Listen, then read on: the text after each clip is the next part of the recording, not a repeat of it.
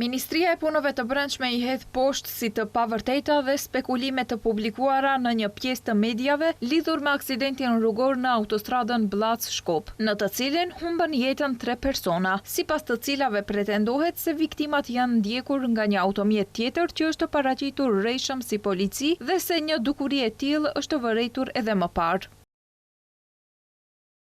Apelojmë që të mos përhapen dezinformata, as nuk është evidentuar një dukuri e tillë dhe as nuk ka ndonjë denoncim për të shqyrtuar policia rreme. Organet hetimore do ta zbardhin shkakun që ka çuar në këtë aksident trafiku.